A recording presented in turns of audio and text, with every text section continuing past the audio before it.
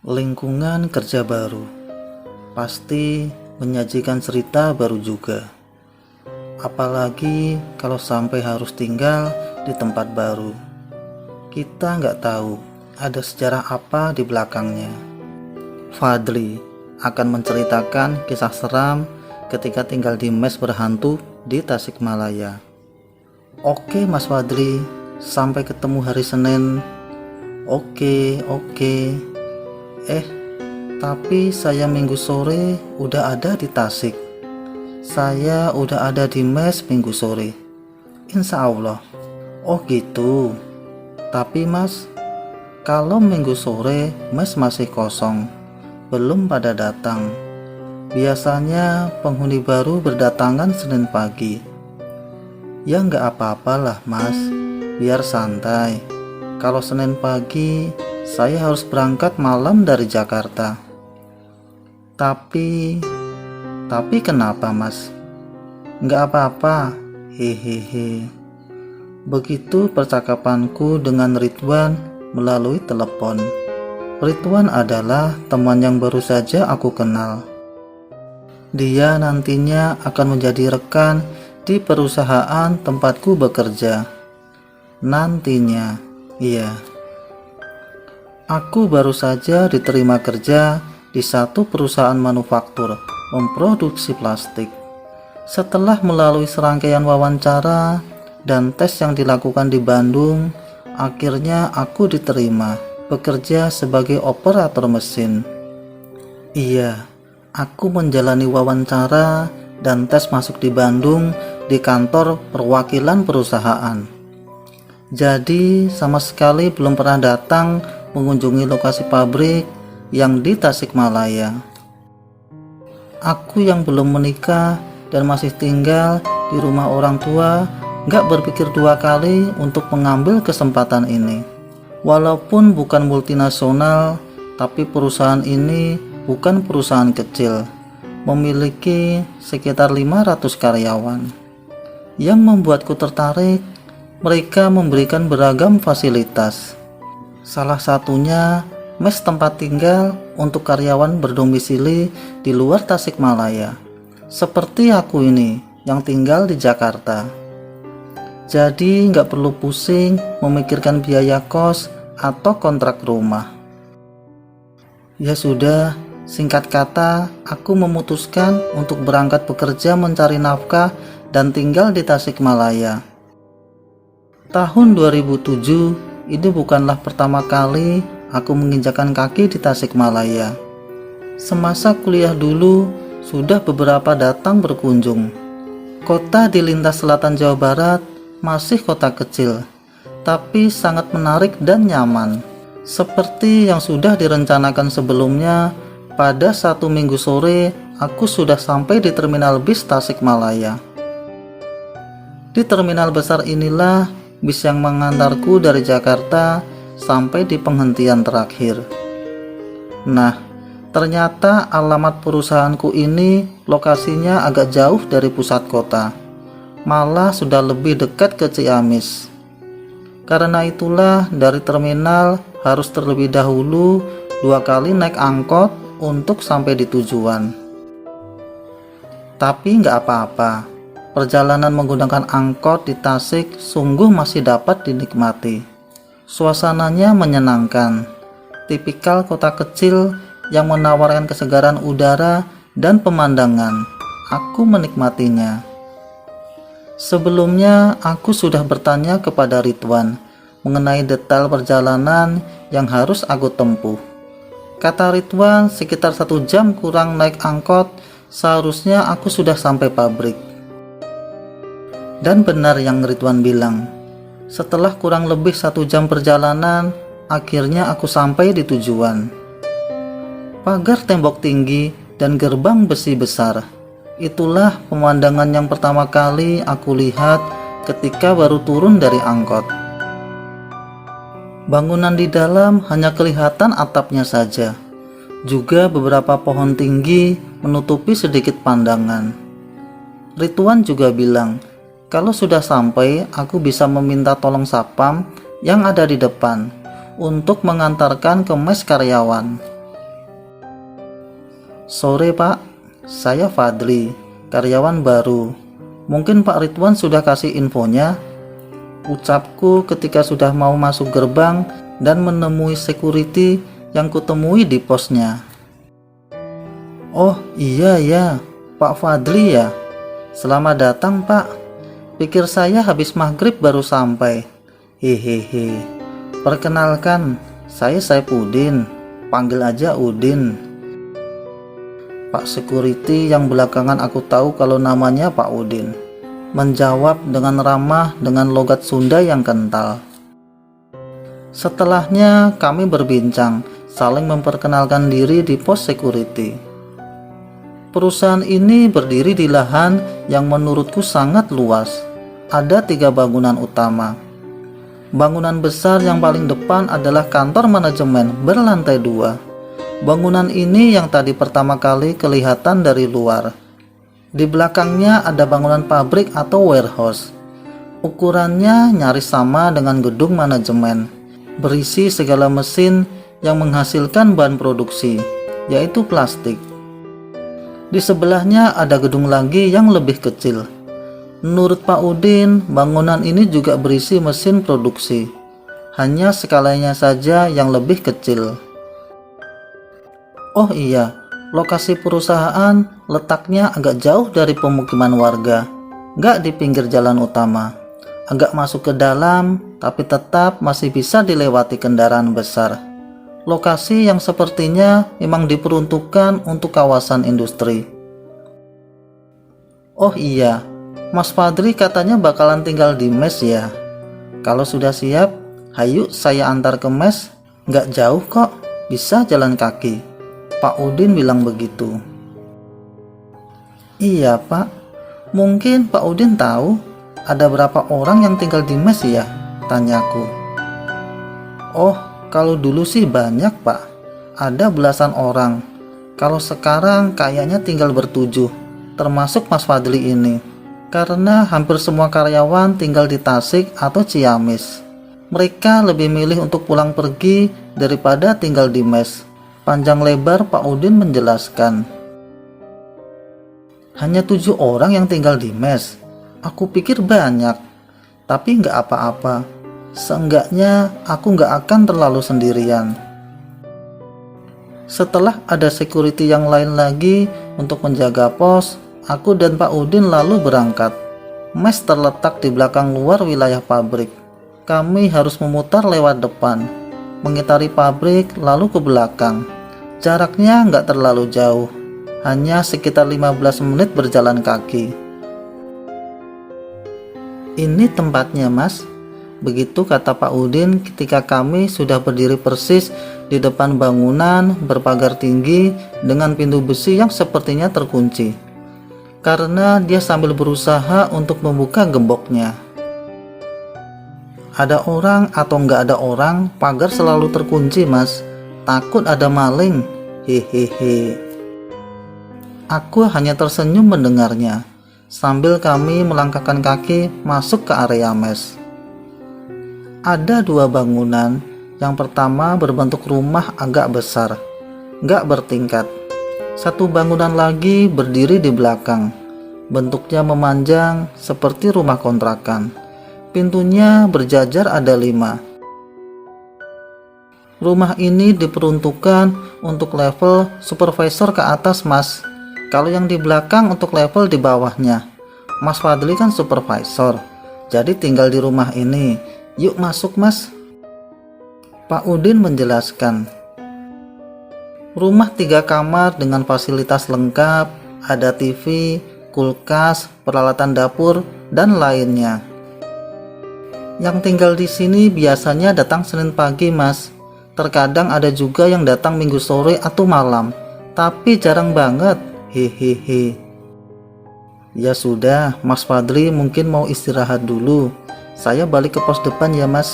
Ini kunci gembok dan kunci rumah.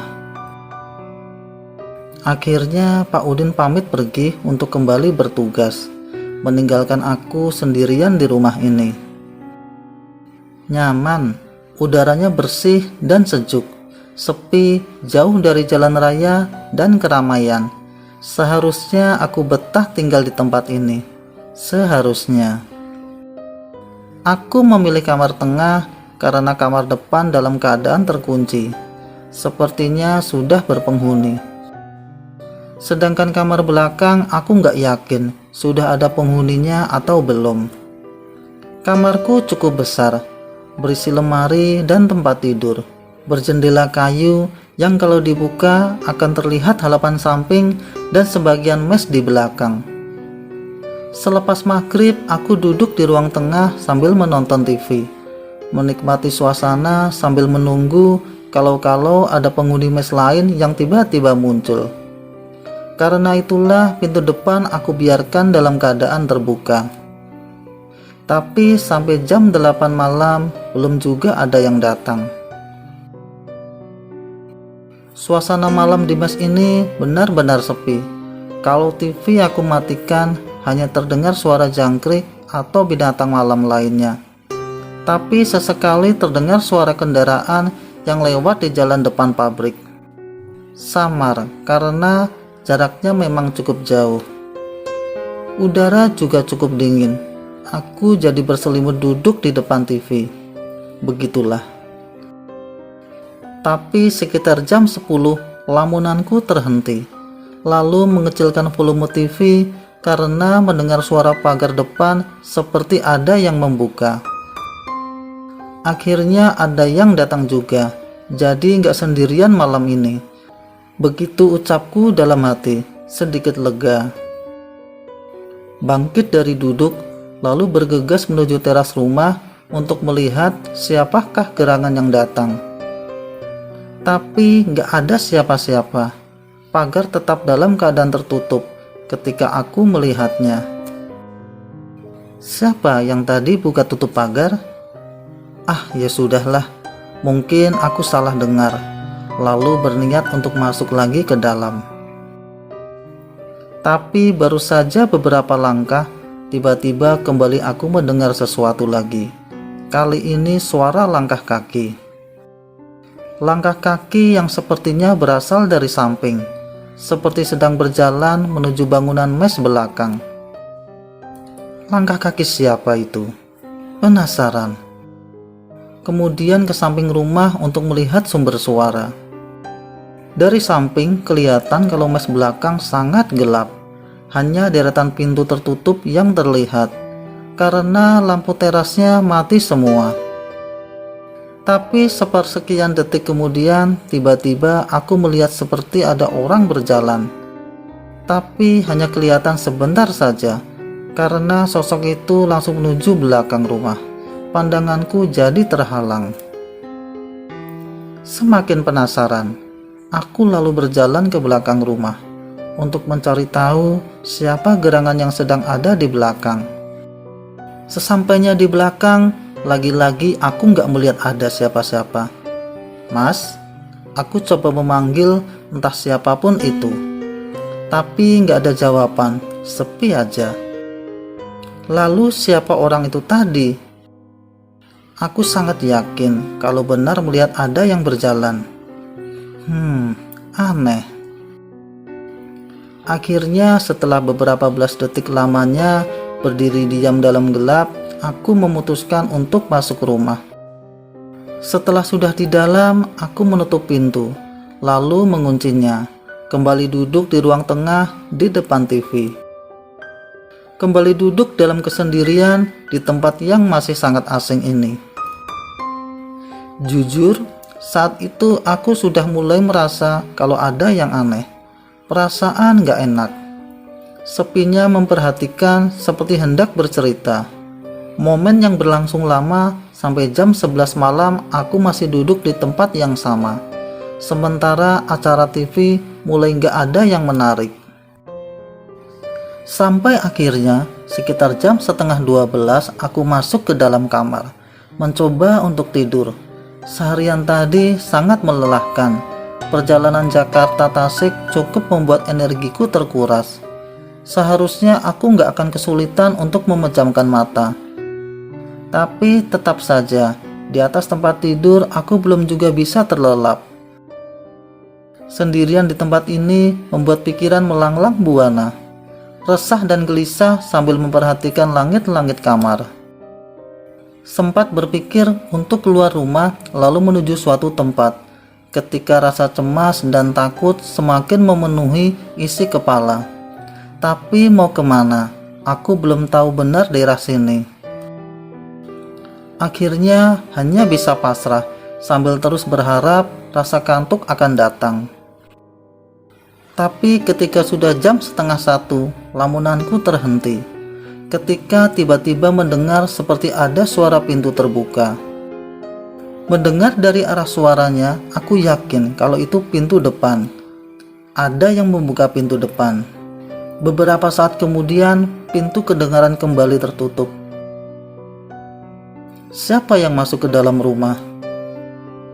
Langkah kaki bersepatu kemudian terdengar. Melangkah dari pintu menuju bagian belakang rumah. Aku nggak berani untuk membuka pintu kamar untuk melihat ruang tengah. Lebih baik menunggu di dalam, diam dalam ketakutan. Namun, posisi aku yang tadinya terbaring di tempat duduk, seketika berubah menjadi duduk. Karena tiba-tiba gagang pintu bergerak-gerak, seperti ada yang sedang coba membukanya dari luar. Siapa ya? Sontak aku langsung bertanya. Hening, gak ada jawaban. Aku semakin ketakutan, tapi hanya beberapa detik saja karena akhirnya aku mendengar suara. Ini Iman, begitu jawab seseorang yang ada di ruang tamu. Ah, syukurlah, ternyata orang, ucapku dalam hati sedikit bernafas lega. Kemudian aku turun dari tempat tidur dan membuka pintu. Benar, ada seseorang yang sedang berdiri di ruang tengah. Ruang tengah dalam keadaan gelap karena memang sengaja dimatikan lampunya, menjadikan aku nggak bisa melihat orang itu dengan jelas.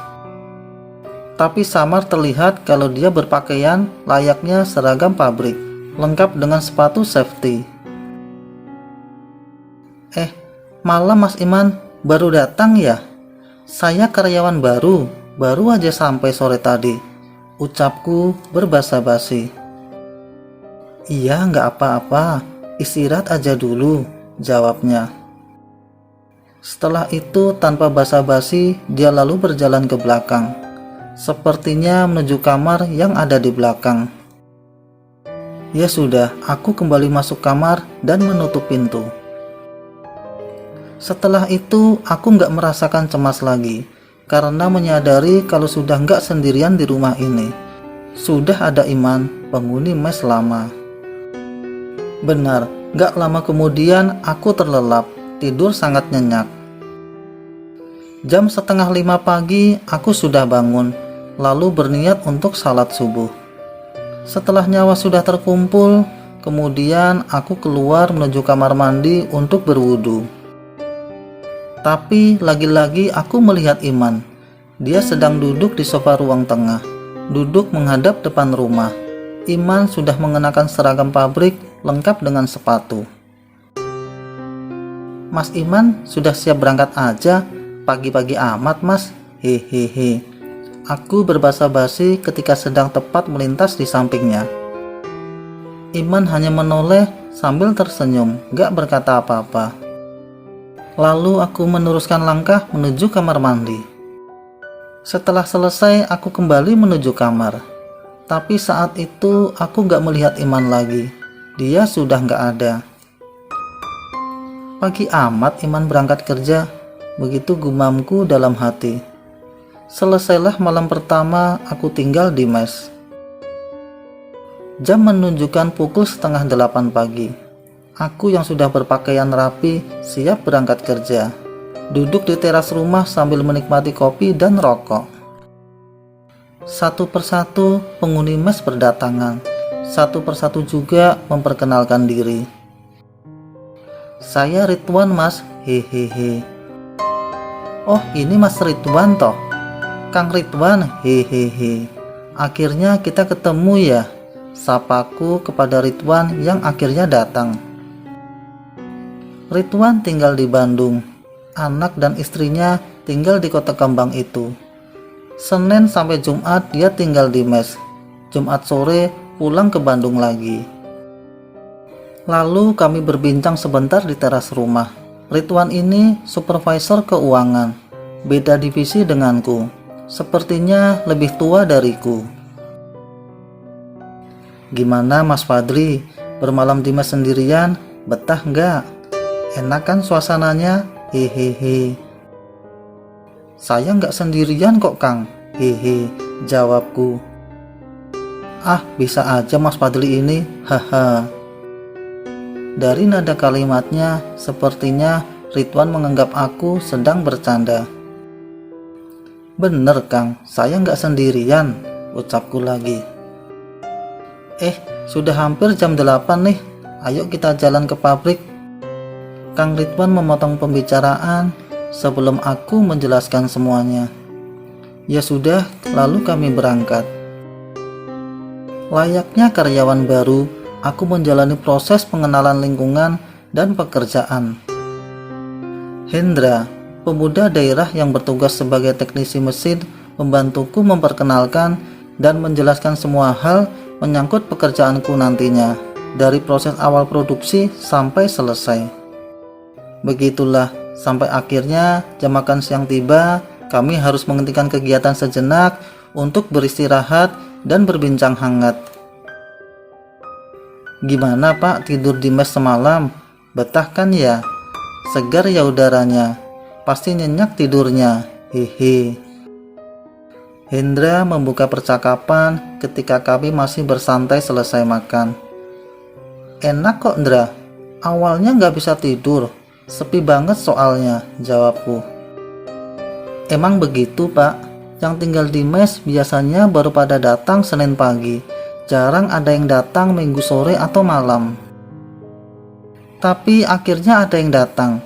Jam 12-an ada yang pulang ke mes.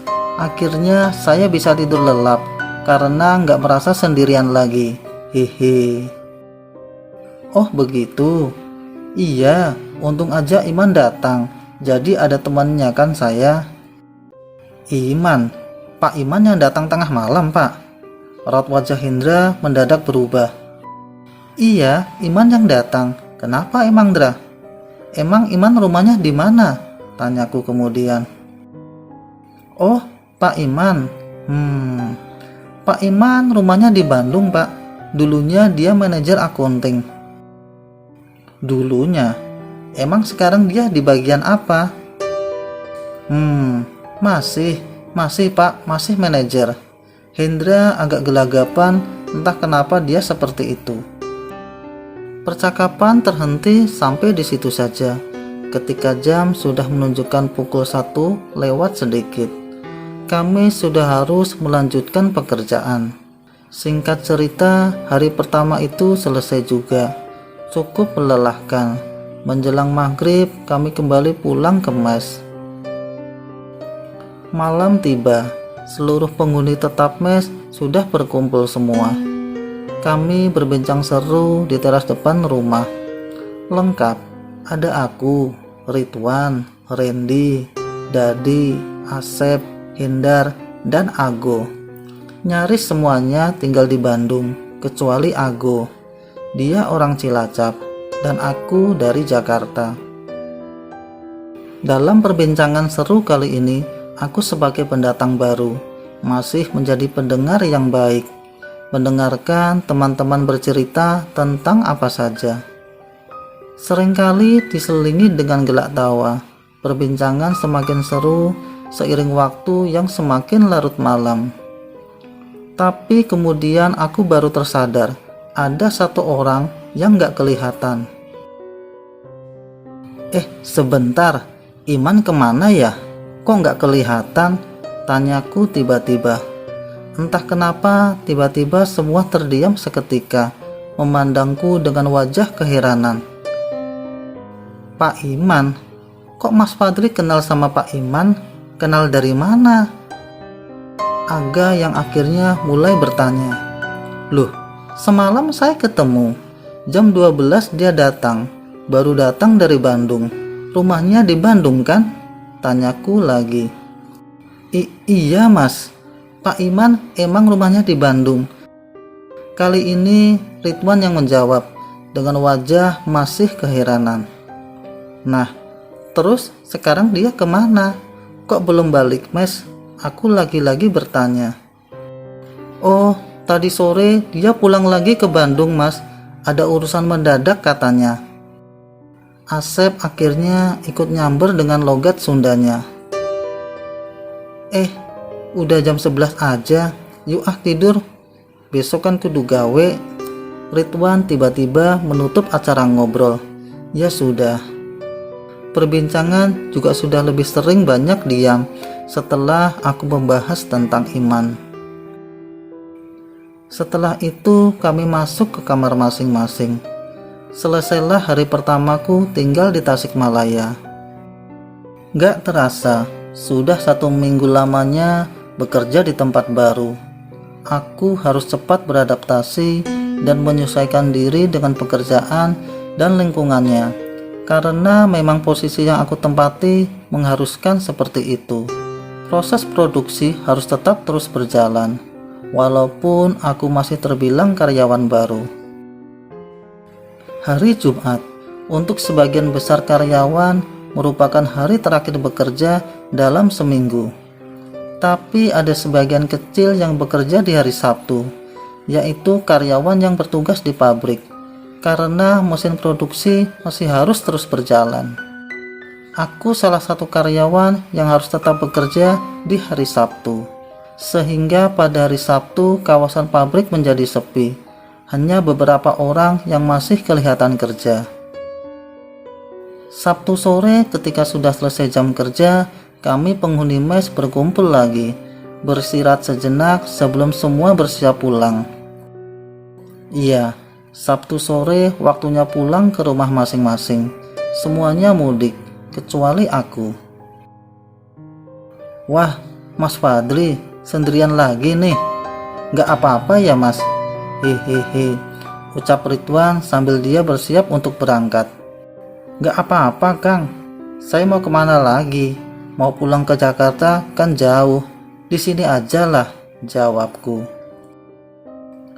Mas, nanti ikut saya ke depan ya, ke pos sapam sebentar. Ada yang mau saya omongin. Mimik Ridwan berubah menjadi serius. Oh, boleh Kang. Sambil saya juga mau beli rokok ke depan. Ya sudah, sekitar jam 5 kami semua meninggalkan mes. Yang lain langsung berangkat ke tujuan masing-masing. Sementara aku dan Ridwan mampir sebentar di pos sapam. Mas, saya mau ada cerita nih, tapi jangan kaget ya, ucap Ridwan membuka percakapan ketika kami sudah duduk di pos sapam. Wah, kelihatannya serius nih. Ada apa Kang? Aku penasaran. Jadi gini, minggu yang lalu Mas Fadli sempat cerita kalau waktu itu ketika pertama kali menginap di mes ada Iman yang datang tengah malam ya? Iya Kang, Iman datang sekitar jam 12 malam. Lalu subuh-subuh dia sudah berangkat ke pabrik. Habis itu saya nggak pernah lihat dia lagi. Saya dengar dari Hendra kalau Iman itu manajer akunting. Bener Kang, jawabku panjang lebar. Nah ini, saya mau cerita sedikit ya.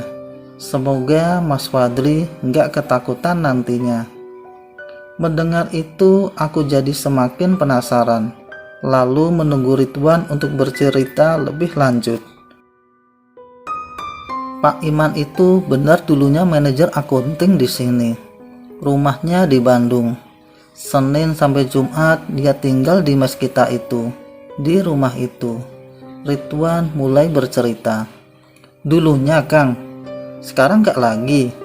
Iya dulunya, tapi sekarang dia gak kerja di sini lagi. Kok gitu Kang? Kemana dia? Aku semakin penasaran. Sekitar 6 bulan yang lalu, ketika sedang dalam perjalanan menuju ke sini dari Bandung, Pak Iman kecelakaan motor, meninggal di tempat kejadian. Sontak, Aku kaget mendengarnya. Ternyata Iman sudah meninggal, kecelakaan. Kemudian Ridwan melanjutkan ceritanya. Dulu-dulu Ago dan Asep paling jarang mudik, lebih banyak tinggal di mes ini.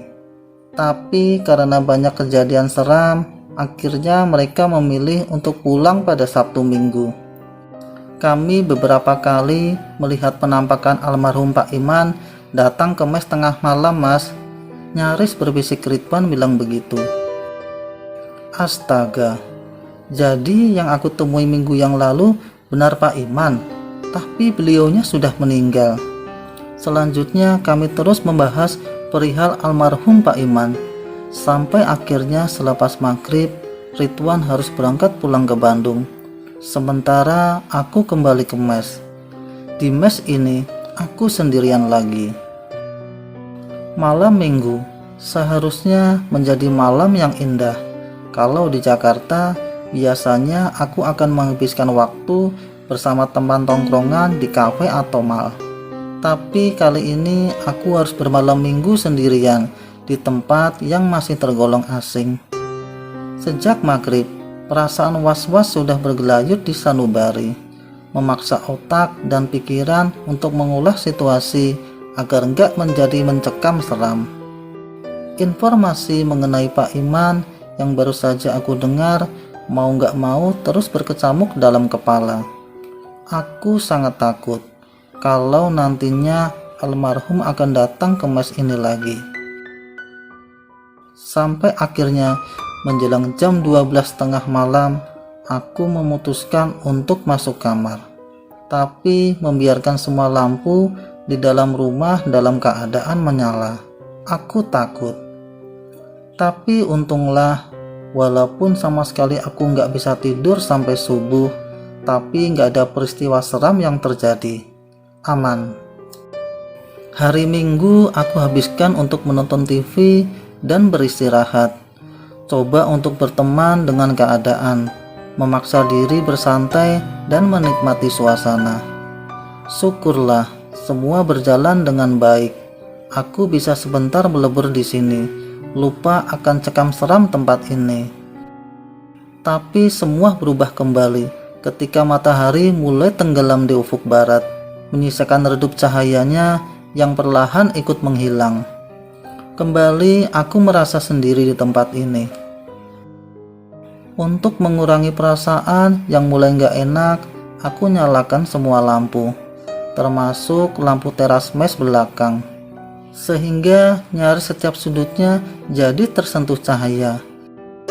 Menunggu malam larut, aku duduk di ruang tengah menonton TV. Sampai menjelang jam 10, pintu depan aku biarkan terbuka dengan alasan untuk mengurangi kengerian. Tapi ternyata salah. Dengan pintu terbuka, malah aku jadi seperti merasakan ada kegiatan di depan rumah.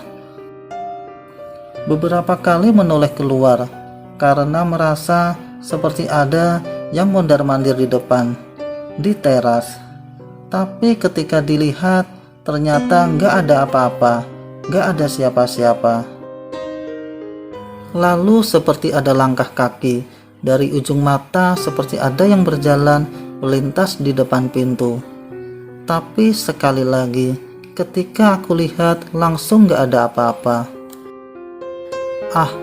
Daripada semakin parno, akhirnya aku tutup pintunya, lalu masuk kamar mencoba untuk tidur. Di dalam kamar, lagi-lagi aku sulit terlelap karena memikirkan omongan Ridwan yang bilang kalau semasa hidupnya jadwal Pak Iman datang kembali ke mes adalah minggu malam. Ya, ini minggu malam, malam Senin. Entah karena memang malam sebelumnya kurang tidur atau alasan lain, tapi menjelang jam 12:30 malam rasa kantuk mulai hinggap. Tampaknya sebentar lagi aku akan terlelap.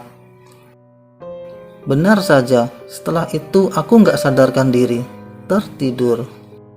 Tapi sayangnya hanya sebentar, terbangun lagi karena mendengar suara yang sepertinya berasal dari ruang tengah. Kriet. Aku mendengar suara pintu depan. Ada yang membukanya. Ketakutan kembali menyergap. Jangan-jangan Pak Iman datang, pikirku bertanya. Setelah suara pintu, lalu muncul suara langkah kaki. Langkah kaki yang masih mengenakan sepatu. Berderap langkahnya perlahan menyusuri ruang tengah. Aku hanya bisa terdiam, mendengarkan semuanya, mencekam. Langkah kaki terus-terusan terdengar cukup lama. Tubuhku mulai merinding, gemetaran, cekam suasananya mematikan nyali. Sampai akhirnya langkah kaki tiba-tiba menghilang, hening kembali menyelimuti. Tapi hanya sebentar, karena ada kejadian lain mengikuti. Pintu kamar ada yang mengetuk dari luar. Tok, tok, tok. Tuhan, ada apa lagi ini? Ketukan pintu hanya sekali, tapi ternyata setelahnya lebih menyeramkan lagi. Gagang pintu bergerak-gerak sendiri, seperti ada yang sedang mencoba untuk membukanya dari luar. Aku duduk di sudut kamar, berselimut sebatas leher, gemetar seluruh tubuh. Iya, siapa ya? Entah apa yang ada dalam pikiran, aku tiba-tiba berani bersuara. Beberapa detik lamanya gak ada jawaban, tapi gagang pintu masih terus bergerak pelan. Iman. Tiba-tiba ada suara dari balik pintu menjawab seperti itu. Aku semakin ketakutan. Cekamnya di luar batas. Maaf Pak, saya permisi tinggal di sini. Kembali aku nekat untuk berucap. Kemudian gagang pintu berhenti bergerak. Langkah kaki gak terdengar lagi. Hanya tinggal sesekali saja. Malam yang panjang dan mencekam. Sekali lagi aku gak bisa tidur semalaman. Sampai akhirnya waktu salat subuh tiba. Sambil berharap semuanya sudah selesai, aku berniat menuju kamar mandi untuk berwudu. Tapi perkiraanku salah. Ternyata masih ada Pak Iman, masih di ruang tengah. Dia duduk di kursi yang menghadap ke depan rumah. Nyaliku sudah mulai tumbuh, lalu melangkah pelan berjalan di sampingnya sambil terus diam, menuju kamar mandi. Sambil berwudu, aku berdoa, semoga Pak Iman sudah gak ada di tempatnya lagi ketika aku selesai. Doaku dikabulkan. Pak Iman sudah gak ada lagi di tempatnya. Selesailah malam menyeramkan itu. Jadi semasa hidupnya almarhum Pak Iman memang tinggal di rumah mes itu. Dan ternyata dia menempati kamar yang aku isi. Setelah mengetahui semuanya, aku memutuskan untuk pindah kamar. Tapi selama aku tinggal di situ, sosok almarhum Pak Iman masih beberapa kali menampakkan diri. Sampai sekarang.